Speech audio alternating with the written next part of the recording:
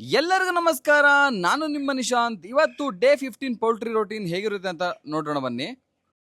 ಇವತ್ತು ನಾನು ಮರಿಗಳಿಗೆ ಫುಲ್ ಸ್ಪೇಸಿಂಗ್ ಕೊಡ್ತಾ ಇದ್ದೀನಿ. ಟೋಟಲ್ ಶೆಡ್ಡಿಗೆ ಮರಿಗಳನ್ನ ಬಿಡ್ತಾ ಇದ್ದೀನಿ. ಇವತ್ತು ಮುಂದೆ ಕರ್ಟನಿಂಗ್ ಅವಶ್ಯಕತೆ ಬರೋದಿಲ್ಲ, ಹಾಗಾಗಿ ಕಂಪ್ಲೀಟ್ ಆಗಿ ಫೋಲ್ಡ್ ಮಾಡಿ ಇಡ್ತಾ ಇದ್ದೀನಿ. ಈಗ ಕಂಪ್ಲೀಟ್ ಶೆಡ್ಡಿಗೆ ಮರಿ ಬಿಟ್ಟಾಗಿದೆ. ಮುಂದಿನ ಕೆಲಸ ಏನಂತ ನೋಡೋಣ ಬನ್ನಿ. ಸೈಲೋಗೆ ಫೀಡ್ ಹಾಕೋಣ ಅಂತ ಬಂದೆ. ಇವತ್ತಿನ ಸ್ಟ್ಯಾಂಡರ್ಡ್ ಫೀಡ್ ಬಂದ್ಬಿಟ್ಟು 22 ಬ್ಯಾಗ್ಸು. ನಾನು ಅದ್ರ +2 ಬ್ಯಾಗ್ಸ್ನ ಎಕ್ಸ್ಟ್ರಾ ಹಾಕ್ತಾ ಇದ್ದೀನಿ. ಪರ್ ಬ್ಯಾಗ್ ವೆಯ್ಟ್ ಬಂದ್ಬಿಟ್ಟು 60 ಕಿಲೋ ಇರುತ್ತೆ ಈ ಬ್ಯಾಗು. ಫೀಡ್ ಹಾಕಿ ಕಂಪ್ಲೀಟ್ ಆದಮೇಲೆ ನಾನು ರ್ಯಾಕಿಂಗ್ ಮಾಡೋಣ ಅಂತ ಬಂದೆ. ಈಗ ರ್ಯಾಕಿಂಗ್ ಕಂಪ್ಲೀಟಾಗಿ ಒಂದು ಸೈಡಿಂದ ಮಾಡ್ತಾ ಇದ್ದೀನಿ. ನೀವು ಕೇಳ್ಬೋದು ರ್ಯಾಕಿಂಗ್ ಮಾಡೋದಕ್ಕೆ ಎಷ್ಟು ಟೈಮ್ ಬೇಕಾಗುತ್ತೆ ಅಂತ. ನನಗೆ ರ್ಯಾಕಿಂಗ್ ಮಾಡೋದಕ್ಕೆ 1.5 ಅವರ್ ಬೇಕಾಗುತ್ತೆ ಟೋಟಲ್ ಆಗಿ. ಹಾಗೆ ನಿಪ್ಪಲ್ ಲೈನನ್ನು ನೀಟಾಗಿ ಕ್ಲೀನ್ ಮಾಡ್ಕೊತ ಬಂದೆ ಒಂದು ಸೈಡಿಂದ.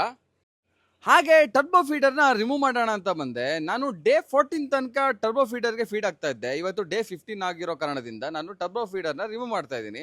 ಸೊ ಇದರಲ್ಲಿ ಕಂಪ್ಲೀಟಾಗಿ ಫೀಡ್ ಖಾಲಿಯಾಗಿದೆ ಎಟ್ ಪ್ರೆಸೆಂಟ್. ಈಗ ಒಂದು ಸೈಡಿಂದ ಎಲ್ಲ ಕಲೆಕ್ಟ್ ಮಾಡಿಬಿಟ್ಟು ಇದನ್ನು ವಾಶಿಗೆ ಹಾಕಬೇಕಾಗುತ್ತೆ ಈಗ.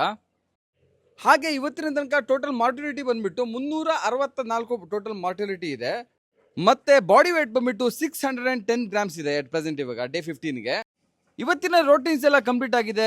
ಐ ಹೋಪ್ ಈ ವಿಡಿಯೋ ಕೂಡ ನಿಮಗೆ ಇಷ್ಟ ಆಗಿದೆ ಅಂತ ಅನ್ಕೊತಾ ಇದ್ದೀನಿ. ಹಾಗಾದರೆ ಲೈಕ್ ಮಾಡಿ, ಆದಷ್ಟು ಶೇರ್ ಮಾಡಿ. ಹಾಗೆ ನನ್ನ ಯೂನಿಕಾರ್ನ್ ಫಾರ್ಮ್ ಪೇಜ್ನ ಫಾಲೋ ಮಾಡೋದನ್ನು ಮಾತ್ರ ಮರೆಯೋದಕ್ಕೆ ಹೋಗ್ಬಿಡಿ.